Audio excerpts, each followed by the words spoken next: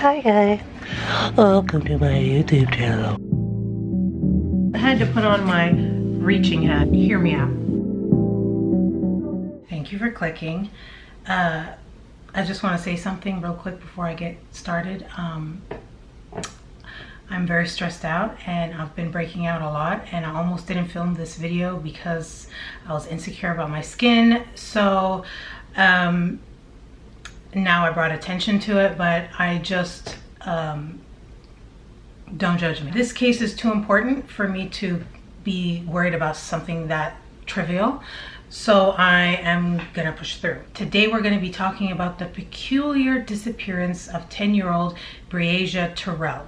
Now, before I get started, you guys know I have to give my thanks to my returning subscribers, old and new.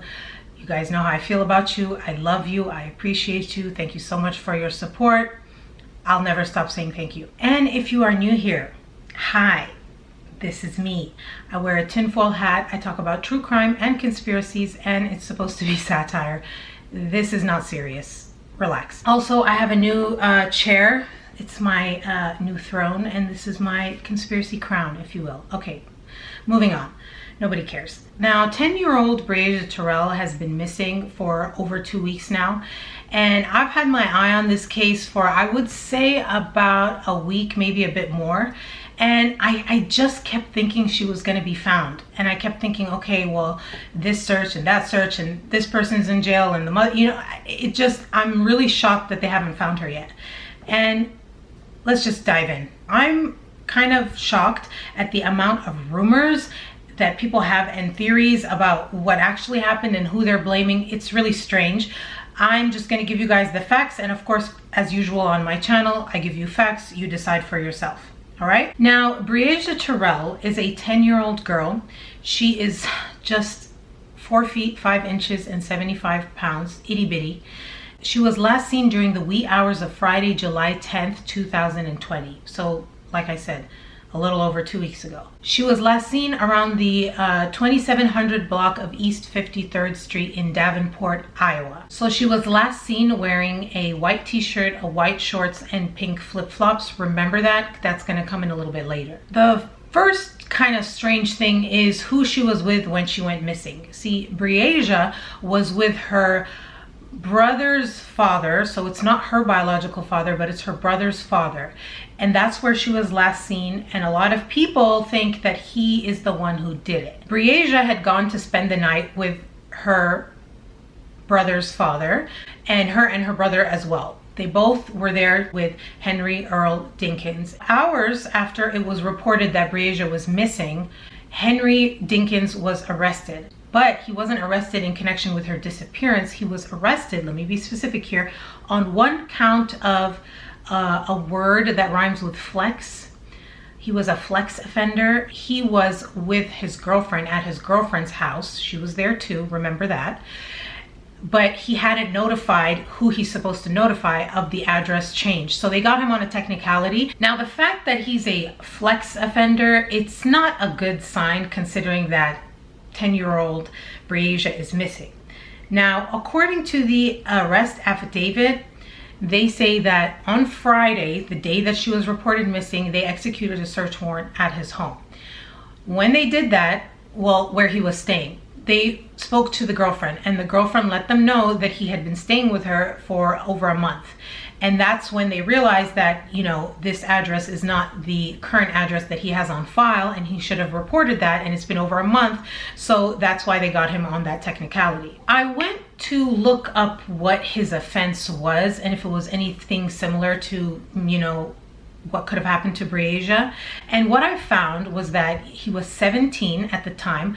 He was 47 at the time of the arrest. This offense that he is still having to report to or about or for, I just had like a little aneurysm, when he was 17. This incident happened in the 90s. All I could find was that he was 17 and the victim was a female between the ages of 0 and 13, which is a huge range, and kind of makes a difference, kind of. I mean, like, if you think about a 17-year-old and a 13-year-old, that's a little bit different, still illegal, but a little bit different than like a 17-year-old and a 10-year-old or a 9-year-old. You know what I'm saying? I don't know. It's all weird. All I could find was that it was a third-degree flex offense, if you will. So I looked up the official Iowa legislation, like .gov website, to see what the details of the third-degree offense would be. And it says here that it means that a person commits, the following thing when the person performs a flex act under any of the following circumstances. A, the act is done by force or against the will of the other person. And then B, the act is between persons who are not at the time cohabiting as husband and wife, and any of the following are true. 1, that they're suffering from some sort of mental defect or incapacity, which doesn't allow them to give consent. Or 2, they're between 12 or 13 years of age. Or 14 or 15, which we know that doesn't apply. And then we go to the next thing. It could be that they're related to them by blood or affinity to the 4th degree, which is very disturbing considering this is somewhat a relation as well. Or they're 4 or more years older than the other person. Or if the person's under the influence. And then it goes on here. There's another page which says if they're under the influence of a controlled substance, meaning the victim, if the person performing knows or reasonably should have known that the other person was under the influence. Okay, not a good look. Doing another record search, it turns out that in 2004, he had another violation of his terms of being, a flex offender, what he's supposed to do. So he's arrested for that in 1990, and then he does a violation on the terms in 2004, and now they catch him again on another violation in 2020, and of course we know Breasia is missing. The next day, Breasia's mother, and her name is Aisha Langford, she asked the public to come out and help look for her little girl. Quote, "There is no way I can take my butt home again a second night without knowing what's going on with my baby, so please help me." 4 days after Breasia had gone missing is when Henry Dinkins was officially named a person of interest in the case. Now, person of interest is not the same thing as a suspect, but he was elevated from just being arrested on a violation to now, no, you're a person of interest. So then police had asked Breasia's mother to go and talk to him while he was in jail to see if she could get any information. And initially she said she didn't want to do it. I mean, who could blame her? But once they told her, you could probably get some good information. And then there's also an interview she did, which I'll be showing clips throughout if I can get it. Good afternoon, Quad City Times Facebook viewers. My name is Tom Lowy. I'm a reporter from the Quad City Times. And Aisha Langford, the mother of missing 10-year-old Breasia Terrell, is here with us at the newspaper today. You've had a long morning, a long hot morning out on pavement. But one of the interesting things was I found you at the Scott County Courthouse where you had just met with Henry Earl Dinkins, who's being held on a number of charges, including violating his order to report as a child, as a sex abuse offender. He is believed to have last been with your daughter. And so he asked for a meeting with you this morning. Is that correct? Yeah, originally asked for the meeting yesterday originally, but I mean, my son had questions, They weren't questions that were set up by us, but, I gave it some time, calm myself down, and I'm like, you know what? Anything could be a lead. I need to set aside my anger and so much hurt that I got going on inside and go and see what's going on. See, how do I know, he has something to tell me? Maybe his body language will tell me something, because I know that he has a soft spot for me. So, I mean, I did just that. And, he accepted my call, he accepted the visit, which was crazy. He accepted it in seconds, must I say. And came to the phone pretty quickly and picked it up like, hey, baby, and I'm like, no, it's hey, Aisha, and we went on, and, he went on about talking about numerous other things, and, yeah, and... You can't go into the conversation because of legal reasons and things, but clear up for some of our viewers, like, how is Mr. Dinkins related to you, or what? How do you know him? I know Henry. We had a relationship history a couple of years, probably about like 8.5 years back. We were together for about 2.5, 3 years. Him being a sex offender had also surfaced, and his weird ways kind of had me step back, and then him being incarcerated all the time kind of definitely had me step back to a lot of things. And we also have an 8-year-old boy together. Okay. It's mostly Langford. Well, originally Langford is what we're working on. Okay. In the same interview, she mentioned that people were there were rumors and people were saying that the mother was not acting appropriately, which honestly, I don't really like that, because I don't feel like there's a cookie cutter way that a mother or a parent, a spouse or whatever can act when their child is missing. But at the same time, there are things that are a little bit strange. And that leads us into the kind of another question about social media and a lot of the rumors going on. And you told me yesterday on the phone and again today out on the pavement that it's pretty exhausting trying to keep up and deal with everything. Talk a little bit about what you're going through with social media. What I'm personally going through with social media is that, people are taking the spotlight off of the person that was last seen with her, and they're putting my background up, and they're putting bad words out there, mixing things up as far as the community. Like, it's always one story, and they say bad things like, we did a candlelight to get back to the community that did so well, and the ones that did come out, because a lot of them were looking for stories, and those were the ones that did not show up to the candlelight, which was great for me. But the candlelight was to give back and show that we're here, we're not going nowhere, and we're going to stand strong as a community until Breasia comes home. And I had so much negativity, like, oh, you're doing it about death and all that type of stuff. And then, like, I got into an altercation with someone on social media, just they're gossiping on a post, and it came to a point where it was just like everyone's calling my phone. And it was just like, you know what, I'm just going to take it down, because at this point, I never really liked the Facebook anyway. Snapchat was something that I liked because my daughter liked the filters. I like the filters too, and I like to make everyone else laugh. If a smile count, I'm there. You never know what anyone else is facing and what they're going through. Y'all smiles is what motivates me to do a lot more than what some may think, And I took my Facebook and I took my Snapchat down, and, because of, the public just, they're so bizarre with trying to get a story. They're trying to get hold of something. And like I told them, once we have something, a very good lead, and once everything is pulled together and breathes home, you guys will get the story that you guys have been looking for. I have no problem with that. But at this moment, it's about a little girl. It's about a 10-year-old Breasia Terrell. I know that by at least until midnight, you were out around the River Drive, Concord area. When do you sleep? Have you been able to sleep much? In 5 days, I slept about 9 hours.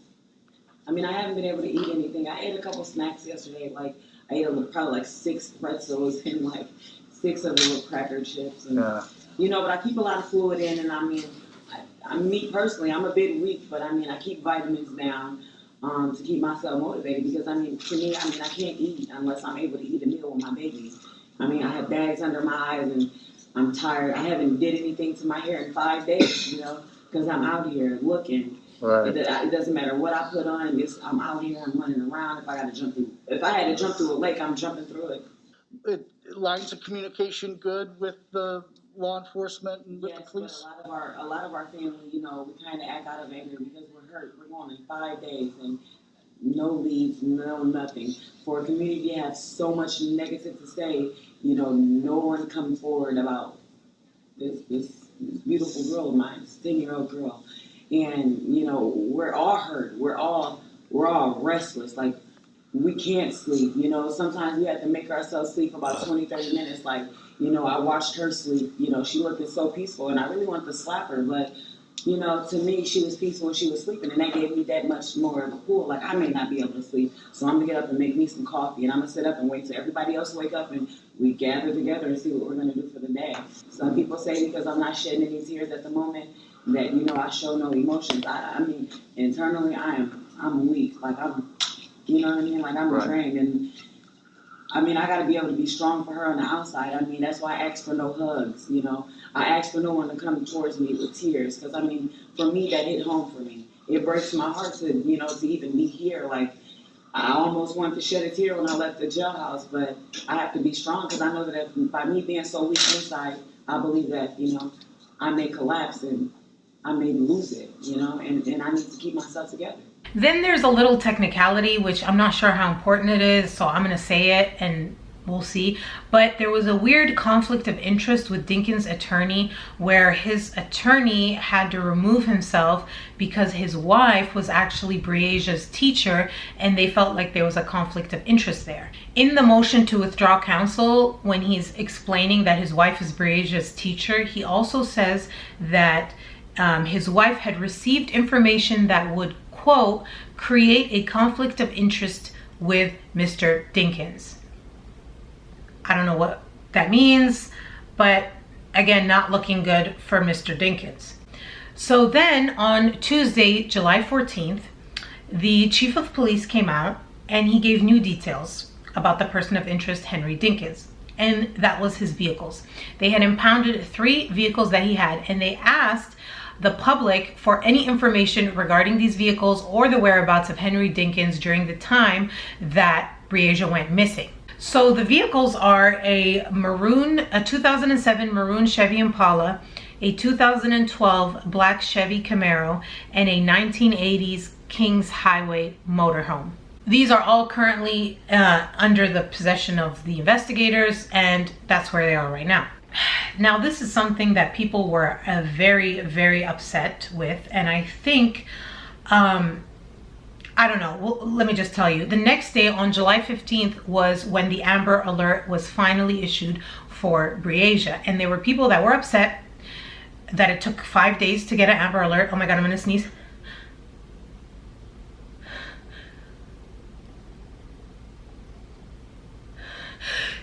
Ooh, that one took a while. I thought it went away. Bless me. So on July 15th is when the Amber Alert was finally issued for Breasia. It was in this Amber Alert where they described Henry Dinkins as her, quote, abductor. So then the next day after the Amber Alert had gone out, it's now Thursday, July 16th, and the search expanded to Clinton County.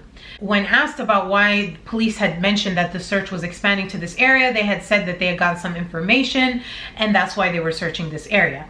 And then they had also asked the community for volunteers because it was a bigger area and a lot of it was in the woods, and you got to see a lot more people come out and help with the search. As the search was going on, Breasia's mother constantly was saying that she believes Breasia is alive and that she's being hidden somewhere. And she said, quote, I believe he knows something about what is happening with my daughter. I think my daughter is alive, and I think it's just a matter of time before Dinkins is ready to crack and tell what he knows.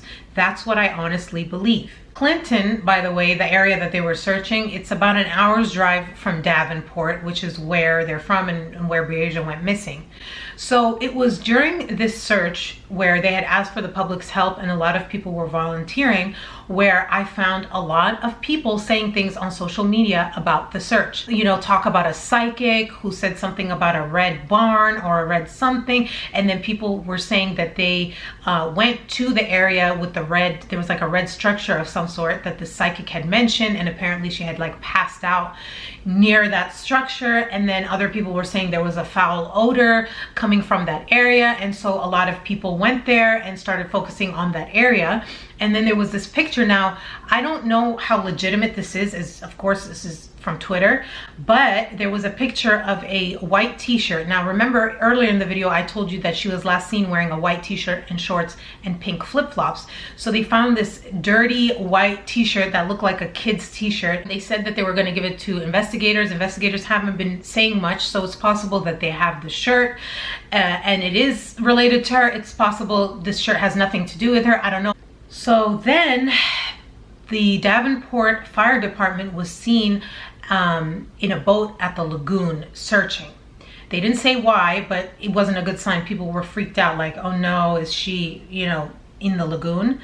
They didn't say why they were there, and they just said, we're looking everywhere. Then there started to be a lot of rumors. I went on Facebook and I joined a few groups about the search just to see what people are saying, because the mother had mentioned, you know, Facebook and rumors on Facebook and what people are saying. So I wanted to see what she was talking about because I'm nosy. it was kind of sad. There was like a lot of discord going on in the groups. People are really blaming the mother, like a lot, and then people are like so upset that people are blaming the mother. So you've got these two camps, and then there's people in the middle who are like, guys, come on, let's just focus on the facts. And then there are some rumors going on that there's now a lack of cooperation between some family members and the police, and that's raising suspicions, and there's more rumors. But let me just give you what I found that are actual facts. On July 20th, 2020, the police chief came out and did another press conference, and it was in this press conference that they said they no longer needed volunteers, and that they actually weren't searching anymore, that they were now not searching in the way they were, but they're following the leads that they got. This is what he said, quote, "At this time, we continue to focus our resources on the investigation to pursue the leads that have been developed and are evaluating the tips provided to us by the community. We all want to find her alive, and that is what our intent is with the investigation." And then on July 22nd, so just 2 days later, there was another press conference, and it was this press conference that started a whole new wave of rumors. And it was due to a reporter had asked a question, and it was the way the police chief responded that caused the speculation. The article I found even describes it as a strange moment. So a reporter asked, quote, "Has Breasia's family been cooperative the whole time?" And the police chief paused for a full 8 seconds, which kind of doesn't sound like a lot, but really in the context of a press conference, 8 seconds is a while. And it seemed like he was kind of like thinking how he should answer. So after those 8 seconds of silence, he said, quote, "We're definitely focusing on family and definitely interviewing family members. I think the cooperation lever," and then he stops himself, "that's something that may come out later on."